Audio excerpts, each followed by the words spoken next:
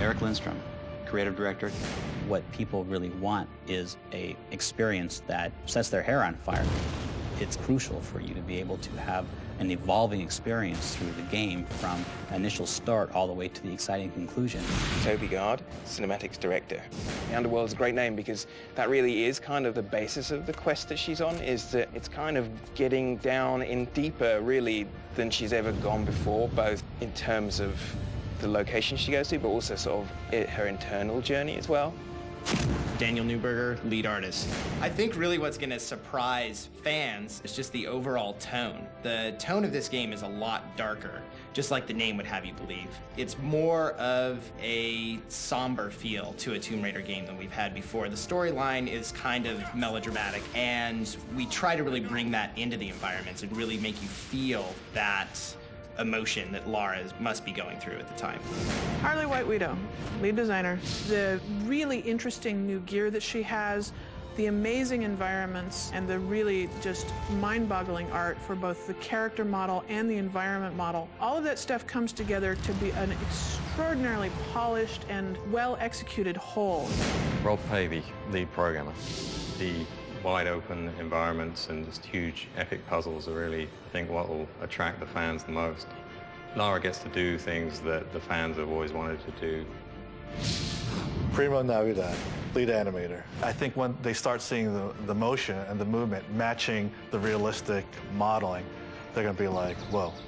And then as they traverse through the levels and find out they could climb on this, jump onto that, I think it's going to blow their minds. Giving the player the power to explore and actually be Lara is going to blow them away, because we're not going to limit them to what they can do. They're going to be limited by their imagination. Cam Yu, lead character artist. I think people are going to be really surprised at how detailed the world is and how detailed the characters are. A lot of thought and a lot of work has gone into creating these environments and characters, and it's not like anything that anybody's seen before. It's just such a lush environment. It's so immersive. When people start playing it, they'll think they're actually in the world. They'll be completely engrossed. I truly believe that. In Underworld, we wanted to raise the stakes because we wanted a much more epic experience. The overall vision of the game is big and epic.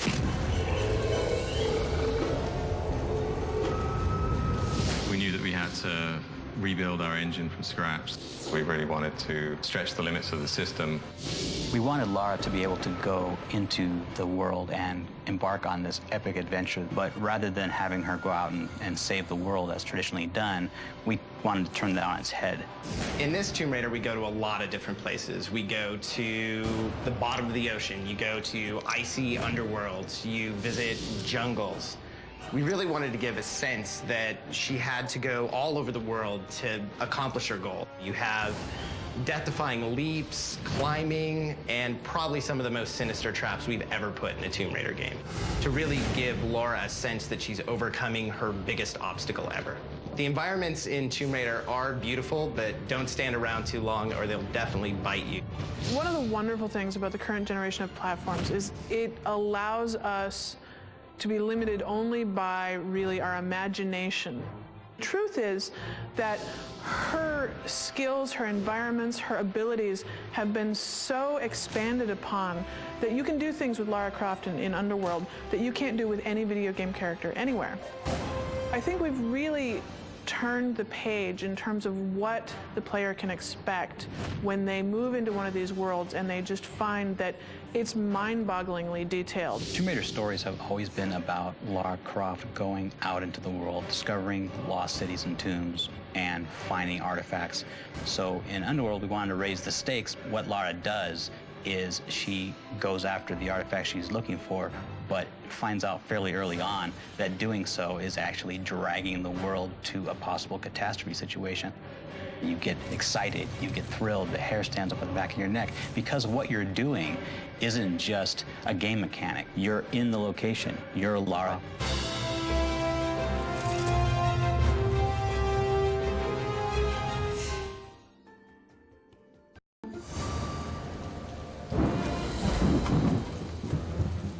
Well, I've always been interested in mythology. I think that's fascinating to try and understand why people have such similar myths and sometimes such dissimilar myths. It took a lot of time to figure out what the mythology of the game should be, because it's not something to be determined in isolation. In terms of coming up with all the different places she would go, there were visual things to be considered. That leads to the mythology you would find in those places. That leads back to what locations would be affected, and vice versa. When you look back through the cultural past, there's lots of overlap of cultures prior to the point when we know about them. Got to dig into Hindu culture in Thailand. We got to get into the Maya in Mexico. And we have all these local cultures, but then a unifying thread that leads her to all these locations is a much earlier mythology that we are saying is the Norse thread. And that was the piece that brought it all together. Various myths use different names, but they all apply to the same remnants of the ancient world.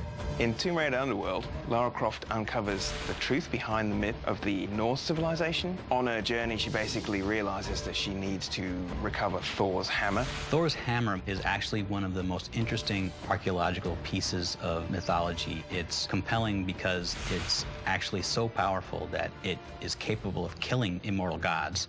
As Lara fully uncovers the sort of secrets behind Norse mythology, she realizes that the hammer itself could possibly unleash Ragnarok, the end of the world. Pursuing her own goals is actually putting the world in danger. I need Thor's belt to get his hammer, and I need the hammer to kill a god.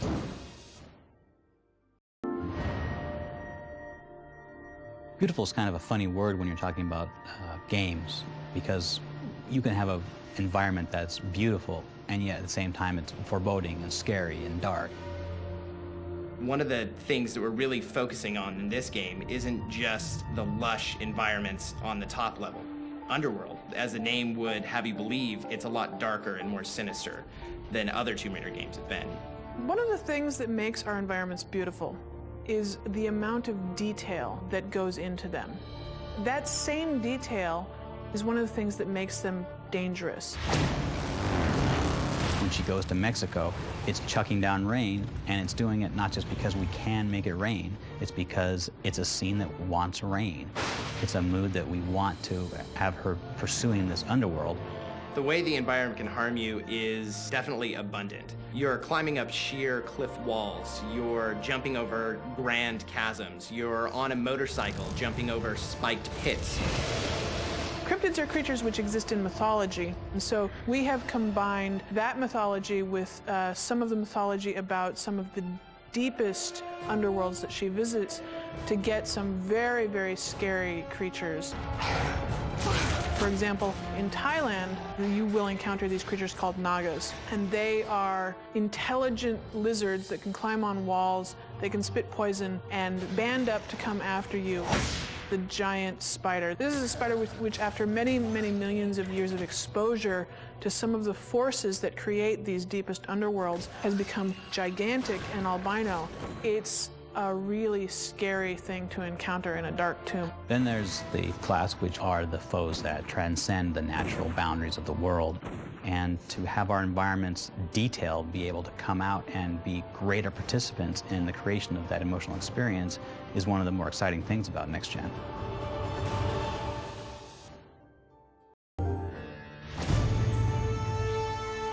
Part of the experience we wanted players to have was to just wade into this large interconnected environment and to start exploring.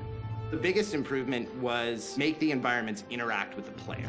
We don't want the environments to just be this big, empty, dead space that you're in. We want the environments to be part of the challenge and also part of the reward of what you're doing in the Tomb Raider game.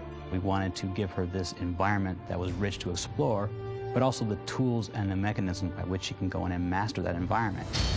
In this game, we really wanted to stray away from the linear path. We really wanted the player to have some choice, just like in the real world. You can move objects through the world.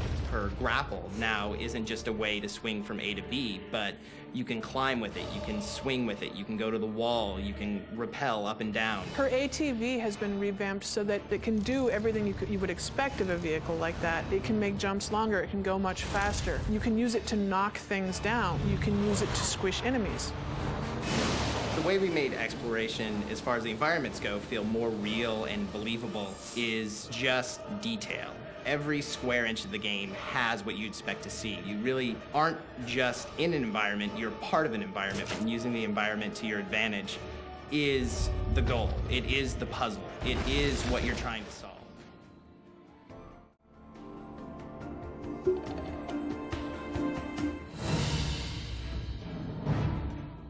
When we first sat down to talk about what additions we would make to Tomb Raider Underworld, what we said is, what are her current limitations? And what limitations does she have that doesn't make sense for her to have? She's a very strong, fearless, independent woman who runs around out in the most dangerous parts of the world, and that was what gave rise to the concept of what could Lara do. This is the first time Tomb Raider has ever used motion capture. So Lara is definitely almost superhuman. So we had Olympic caliber gymnasts being motion captured for Lara. What could Lara do affects all of the combat decisions we made. So the first thing that we did was decide that she was going to be able to shoot at 2 different targets at the same time. We also worked on Lara interacting with the enemies, like running up and vaulting over and hitting them, or running up and flipping off and shooting them. So there's going to be a lot of nice dynamic interaction with enemies coming up. She can now balance walk on thin beams, but if she had the capacity of doing that, why wouldn't she be able to climb up onto a pole and balance walk on the pole? So she can do that too. Now she can take out her gun, switch hands, and shoot if she's on a pillar, or if she's on a ledge, or if she's on a balance beam. She can still do combat.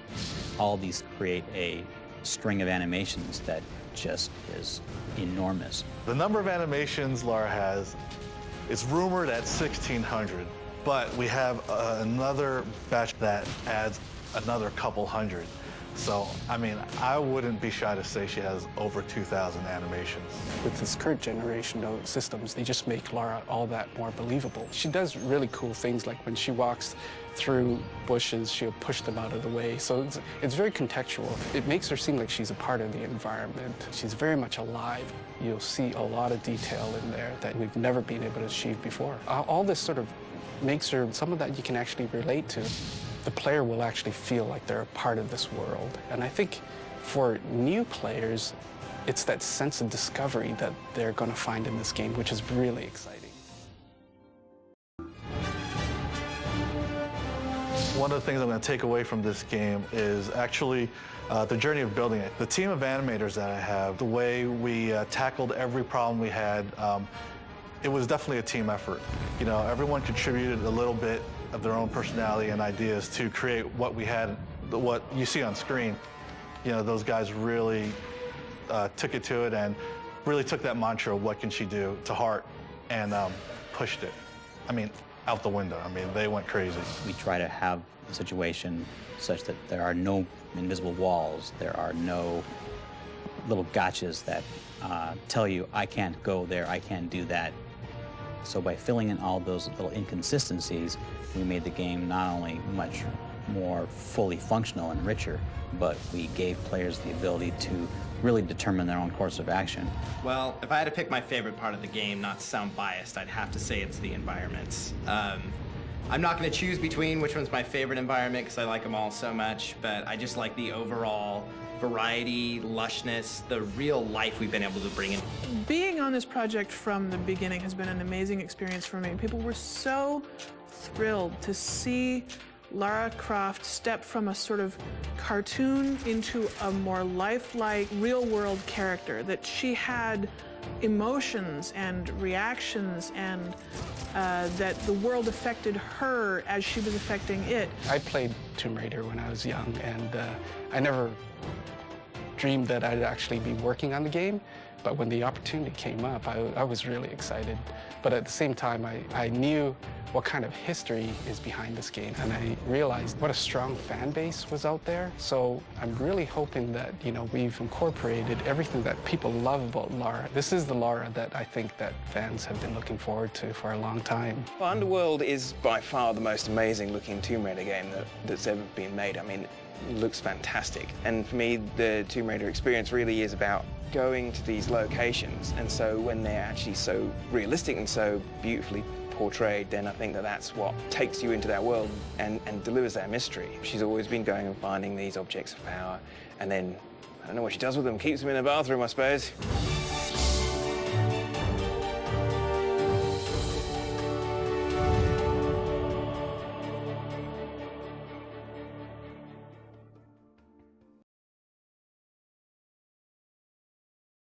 Hello there, it's Peter and Michaela again, and this is the Tomb Raider Underworld extras.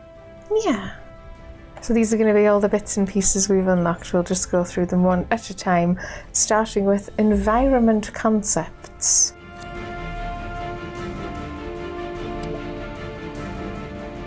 Ah yes, this is the underwater door that you need the 2 handles for in the first level. Yeah, you're turning it to eyeballs. Well, I say the first level, the first real level. And that's some more concept for it. Sketches. Gauntlet chamber sketch. Did that make it into the game? Yeah, I'm thinking that doesn't really look like anything. I don't remember the game. big dragon things and being able to see into the room from the sides. Let's keep going. Gear room sketch. So Now that's that I where remember. What do they keep calling it in those videos? A cryptid? Yeah, cryptid. It was a giant squid. Octopus. Yeah, Yeah. but it's a kraken, right? That's what it is. It's the same way that, a cryptid would be like the yetis we see later on in the game. It's like a mythical creature. Right, is it just a catch-all phrase? Because obviously octopuses and squids don't get, well, squids get pretty frickin' big. Octopus don't get that big. Okay, so that's that. Kraken room sketch. The fact that they call it a kraken. Yeah, it's really cracking. In fact, I thought it was interesting that they used an octopus for a kraken, because I would have thought it would be a more squiddy-like creature. This is the Mediterranean Sea ruins, which I think is the same area. It's just outside. Niflheim door colour. Okay.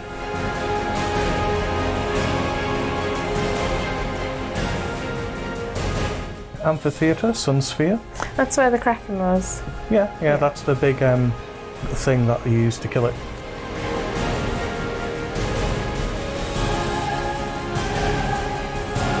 Elevator mechanism. Oh, that looks quite cool, actually. I think it's this in Thailand then. Yeah, probably.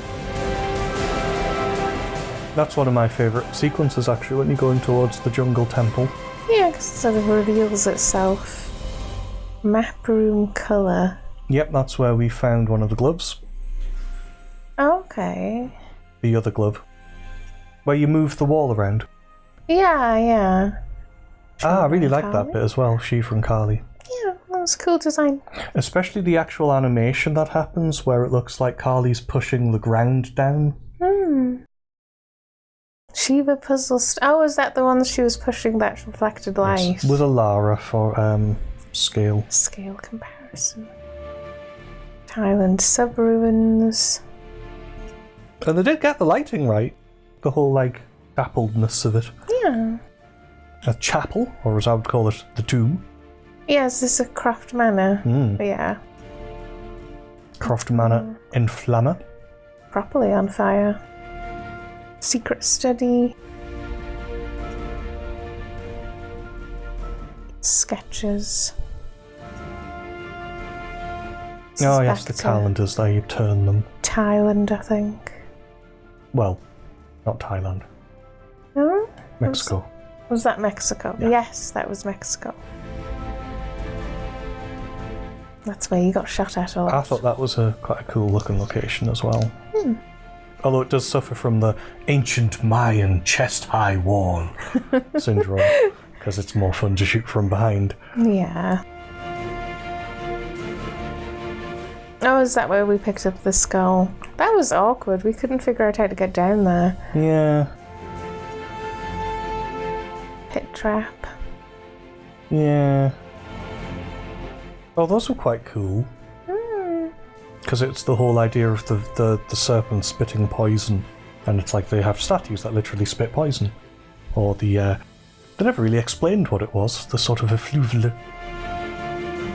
Yeah, I think it mentioned something. It was called like Eta or Eta or something. Yeah. I was worried it was going to eat her. It's the same area. And there's the old Thor. Which one is that? Is that the one that you sort of... Go into his chest, I think. Right. Because of course there's more than one. Jabalba, which looks sort of more green there. That fucking entrance puzzle. It was kind of cool. More Jabalba. Serpents. Oh, those are the ones That's that the one that opened the raised door. at the end, yeah. Hammer pendulum. Yes, you remember they swung and were big. Yeah. And there she is in the Mjolnir room. Cool. That was an interesting section. Valgrind. Oh, that was the giant combination lock. Yes. Yeah. Ancient combination lock. Natla's prison. For storing all of your Natlas. The ship's so great they used it twice. Amelia Falls, that's the name of a famous waterfall in the Tomb Raider universe. It's not true. No. Arctic Sea. That's cool. I really liked the light effect again, yeah. coming from the other ice above you, which probably wouldn't happen. I suppose it would have to be I suspect thin it's enough. dark and cold. Yeah. That's the gate to Yggdrasil. Yeah, that place was a pain in the arse. For getting one of the extras, we died a lot there. And not through... Not the game being uncooperative. Yeah, it wasn't because things were hitting us. It was because I was going, jump, and she was going, okay, and then I was going, and catch like you normally. Oh no, she's dead. Yeah. I think that's just the exterior again. These are really jumbled in order. They are a bit, yeah. And the drawbridge gate. Which doesn't look like that. No, these are sort of more detailed. Very cool mechanism, though.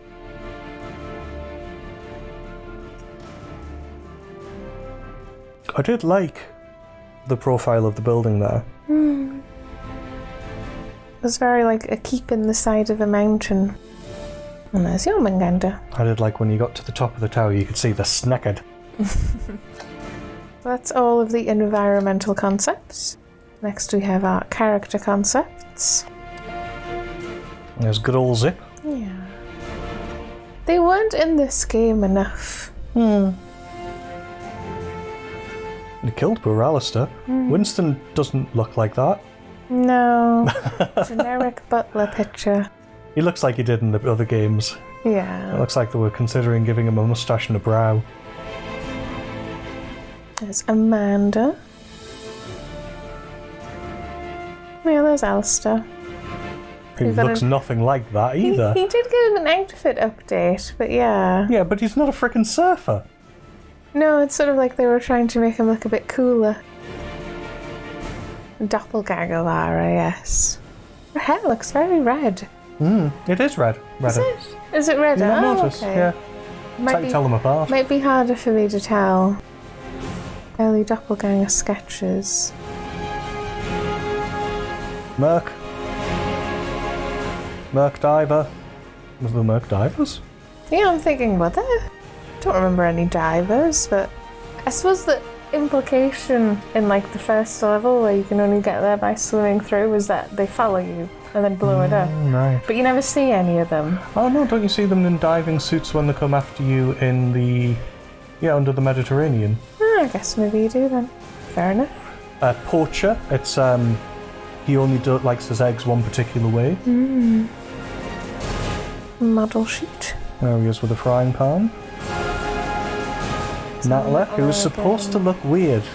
And she looked a bit too normal. Yeah, it's like they kept her height, but she still just looked like a normal woman. She just looked like a really tall normal woman. Whereas she's supposed to have like weirdly elongated fingers and stuff like that going on. Almost skeleton or like the evil mom in Coraline. Yeah, or skeletal. But yeah, she's just a normal tall woman. I mean, her legs are too long, at least.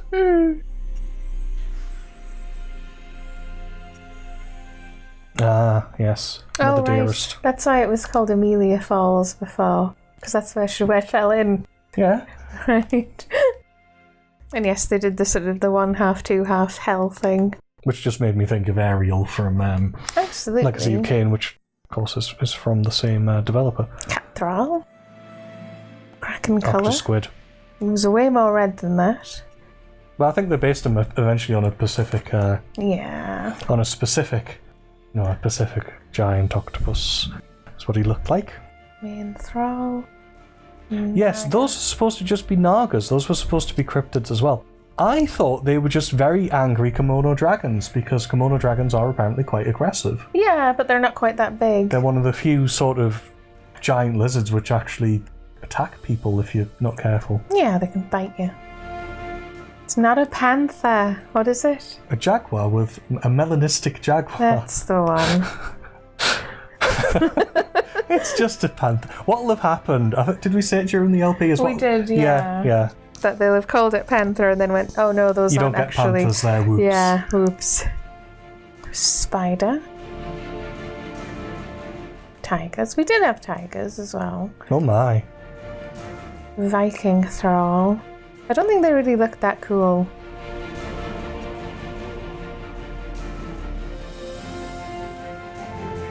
That's just called a Viking thrall? Yeah, I thought we were going for they're supposed to be frost giants. It was like a yeti. Yeah. Yeah. Early Lara. Looks like Lara. Bathing suit Lara. Casual Lara. Dry and a wetsuit Lara. Heavy jungle. Heavy snow. Jungle concepts. Quite a few of them, yeah. These are all much of a muchness, yeah. It's just drawings of Lara and outfits. Jungle pants. Outfit suite. But yes, I think these are all the ones that made it into the game.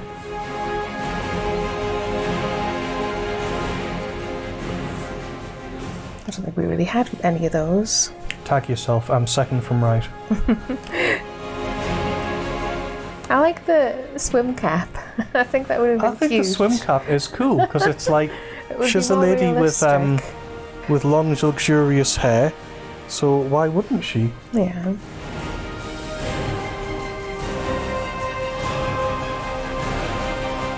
So that was that.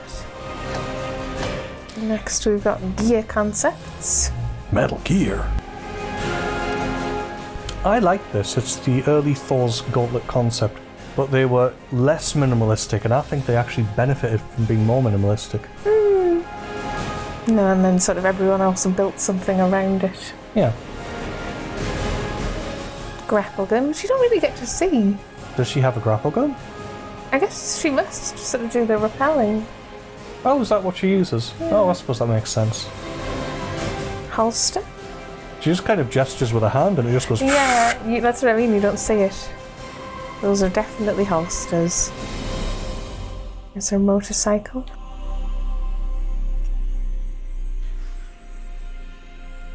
And then the only active bit is the bit of ancient technology they've built the rest around. It's handy.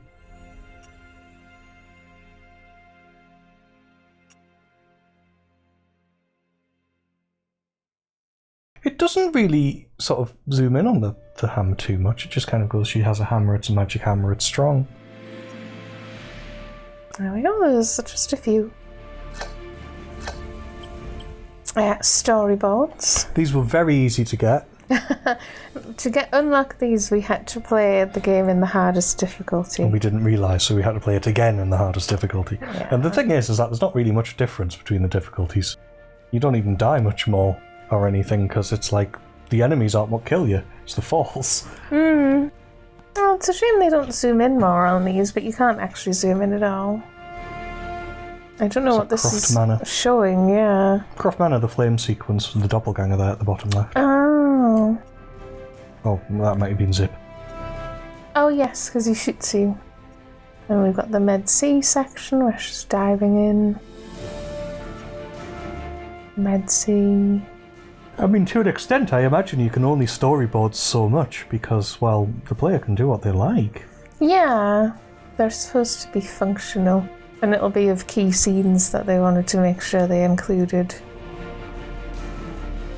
Like this bit where they take the glove off you, but they can't quite get it. Although it hasn't broken there. She actually just picks up one of the gauntlets and puts on a gauntlet. These look like they must have been earlier when they were planning.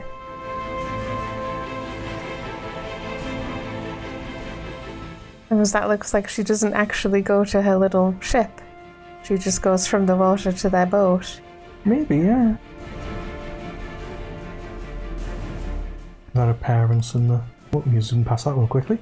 That appearance in the bottom right there. Well, I assume it's supposed to be Natla, but... Well, that's what I mean, is Natla showing her parents or something, because that's what that looks like to me. But I'm not sure. Is that just Lara's reflection in the glass then? Maybe. Oh, okay, never mind. It's really hard to tell, yeah. And Natla goes away, and so do we.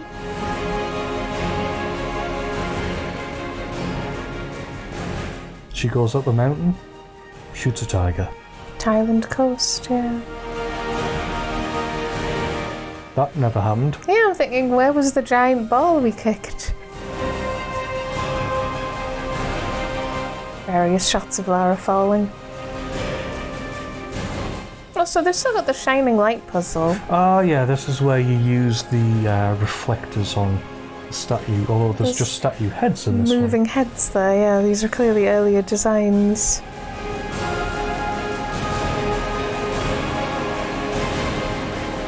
Yeah, that makes sense, I think. And she looks like she has some sort of sea motorbike. Like a, what do you call those? Oh, right, in the top right one you mean? Like a little, Yeah. She's like riding on something. That's not in the game either. Croft Manor again. It's because... Wait, what? That's literally the same as the same first shot, one. because they were planning on just coming to the same section again, yeah. And then you've got going into the crypt. So does that mean you were supposed to do this bit and then you came back and explored the crypt? I don't know. I think it makes more sense the way it does in the game. Getting the gauntlet again. Because otherwise you're spending like ages underground while the top's on fire. That's what I mean, like you could imagine it being after the building was put out, maybe. Like returning. I have not... Yeah, because that's Shadow Lady, Alistair. Because that's after it's on fire. Okay. Mexico. Yep.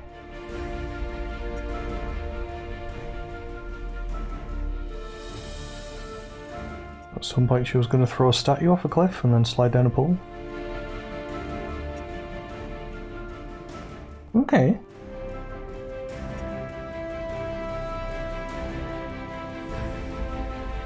Blah.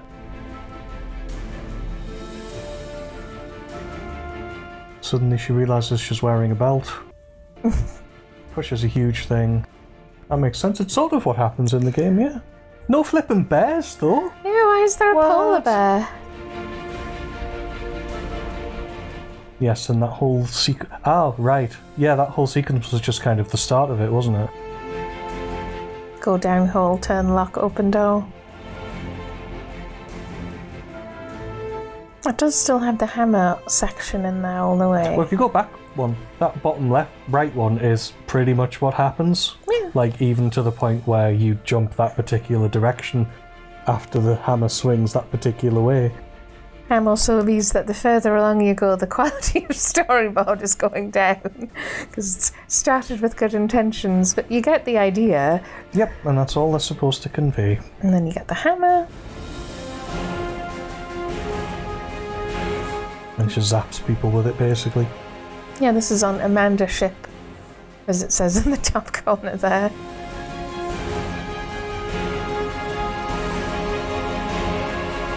pretty much kicks ass and takes names. And then there's, that was Natla there in the last... Yeah, she's flying away. Yep. That bear again? Is it a frozen bear? No, because she's shooting it, isn't she? Yeah. Maybe they planned to do more another animal section, I guess. Because it's like most of the areas had an animal you had to fight. And then she does blow a hole in the ice, although I'm not sure they actually show it. And then she dives beneath, and then she gets to the enormous statues holding that chain in place with the enormous swords. Yeah, so they clearly had that plan quite early, the swords. That's a cool sequence. Yeah. Natla being Natla. Yeah, I'm assuming that's Natla.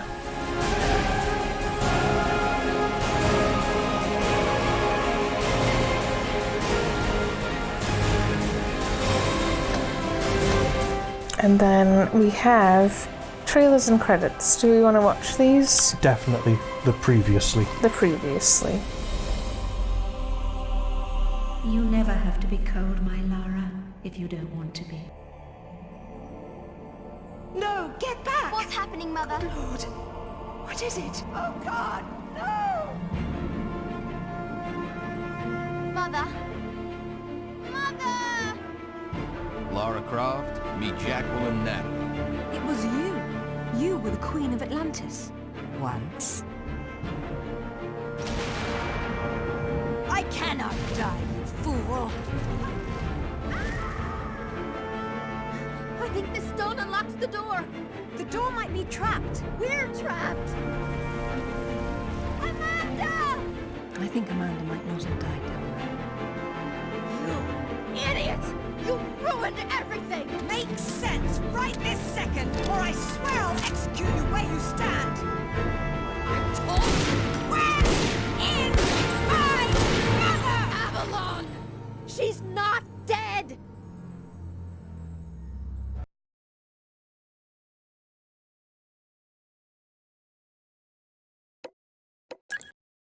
Right, just because we missed a couple of bits and pieces, this isn't giving me any descriptions. Maybe it is just inventory.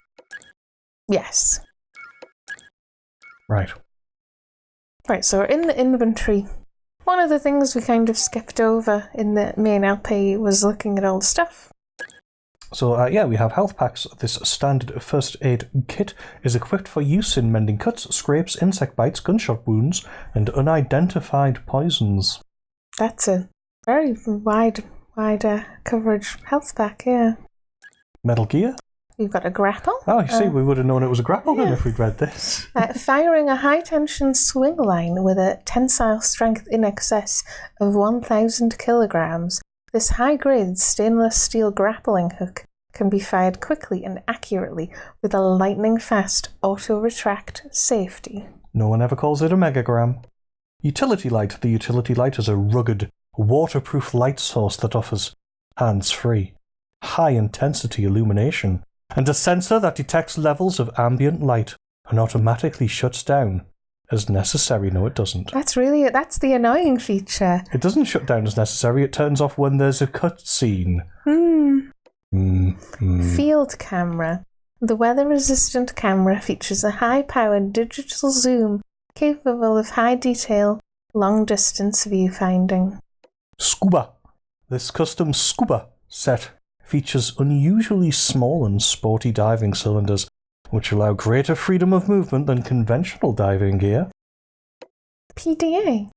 As the latest generation of personal data assistance, this device can perform various tasks necessary while in the wild, including a sonar mapping module designed to create low-resolution 3D maps of the surroundings, a data archive, and reference retrieval library. A long-range satellite communication. Good grief. Does everything. I don't think the sonar was really that useful in the end. It wasn't. No. Next is weapons. Oh, okay. No, weapons is good. Pistols. The RGB Mach 5 pistol combines features tailored towards both military personnel and competitive sharpshooters. The inclusion of adjustable target sights, an active recoil reduction system, and extended capacity magazines makes for a truly sophisticated weapon. Colourful too. Yeah, I'm thinking RGB. submachine guns, the Outsy?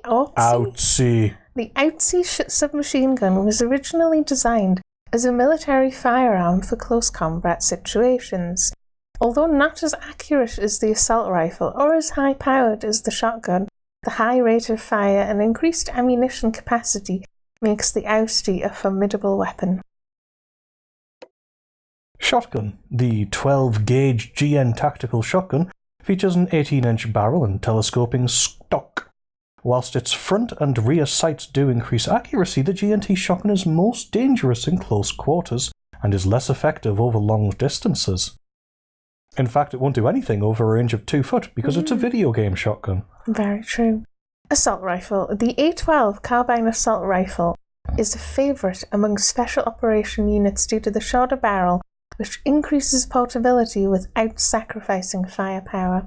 The fully automatic A12 features a large ammo capacity to balance out its increased rate of fire and is a highly accurate weapon over long distances. The Sheridan Mark V uses compressed gas to fire a 15mm tranquilizer dart at high velocity. The Mark V is a bolt-action weapon, where each dart must be manually loaded into the chamber. More than one dart may be required for large or overly aggressive animals, and some enemies may not be affected at all. That's the tranquilizer gun. Spear gun. Utilised primarily for undersea fishing, the Stingray T40 carbon spear gun uses compressed CO2 to expel metal flechettes. Is that how you would say? Flechettes. With razor-sharp tips. The Stingray is a pump-action weapon where each flechette must be chambered individually. Clearly superior both in accuracy and range underwater, its effectiveness is dramatically reduced on land. It's very useful for shooting sharks. Sticky grenade. As the spiritual successor to the sticky bomb used by British forces in World War II, the sticky grenade was originally designed as an anti-tank weapon. The grenade has been modified to cling to any surface, and care should be taken when attaching one to any moving object or enemy. Run away. What really happens in the game is you put a sticky grenade on, and then they're just like constantly right 2 seconds behind you, and then they explode and it kills you. So that was all the Tomb Raider Underworld extras we wanted to look at, and that was the whole LP. I think on reflection, the game does have a few problems that I don't think we really remembered it having. Yeah, and I'm not sure if it's been patched in since last I played it, or perhaps a little of the rules tinted spectacles, which have made me forget some. Because it wasn't as fun as I think it should have been, and it probably wasn't as fun as Legend and Anniversary, less so because Anniversary was quite tough at times. Legend was really good fun. It just felt like there was a lot of twitchiness, a lot of I'm telling Lara to do this and she's just not doing it, which much more so because it's in all the Tomb Raider games really, and in some other games which just follow a similar style of gameplay because it's difficult to program, but it was particularly pernicious in Underworld. And it's a shame to end it on that note because it's like I still think the story's amazing and that they tried to do this sort of at least 3 games overarching story. But I think it was too ambitious and it didn't really live up to it because it was very flawed at times. Yeah, but we hope you enjoyed it. And we'll see you again for our next LP. Yeah.